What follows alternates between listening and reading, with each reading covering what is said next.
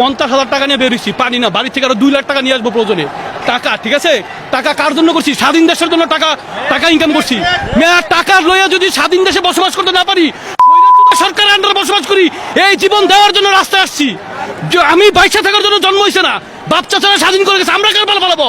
ওই রক্তই তো আমাদের শরীরে মিয়া, আমরা স্বাধীন করার জন্য তো নামছি দেশে। এগুলো ছাত্র জনতা পাবলিকের বাইসে বুয়া, ছাত্রদের বুয়া না।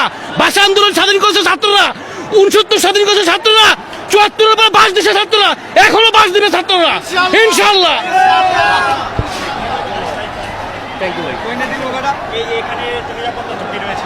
কোন নিরাপত্তা ঝুঁকি নাই আমার দেশে, আমি চলবো। নিরাপত্তা বলতে কি? আমার দেশে আমার নিরাপত্তা দেবে, আমি নিরাপত্তা দেবো আমার নিজেকে। সরকারকে নিরাপত্তা দেবে, সে নিজেই তো তার গদিনে নড়বড়ে আছে, বুঝেন না কেন? আমি আমার দলে আছি, আমি আমার দেশে আছি, এটা আমার বাপের দেশ। আমার বাপের বাড়ি ইন্ডিয়া না, আমার বাপের বাড়ি বাংলায়। বাংলায় থাকবো আমরা, প্রয়োজনে সে ভারতে যাবে এবং যাওয়ার জন্য রেডি হচ্ছে, বুঝেন নাই? আইসিইউ, মানুষ কখন আইসিইউতে ঢুকায়? মৃত্যুর পথে যখন তার থমথম যান যায়। উনি কারফিউ কখন দিছে? উনি আইসিইউতে আছে, এটাও বুঝতে হবে ভাই।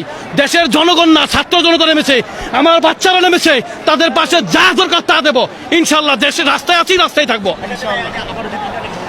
বন্ধ তো করে দিয়েছে, পাবলিক জেনে গেছে, রাস্তায় নেমে থাকবো, বসে থাকবো, ইন্টারনেট যা ইচ্ছা তা করো। তার এই ক্ষমতা, ইন্টারনেট আর কোনো ক্ষমতা নাই। কোন কারফিউ তো চলতেছে, কি বাংলার কারফিউর মধ্যে হচ্ছে না।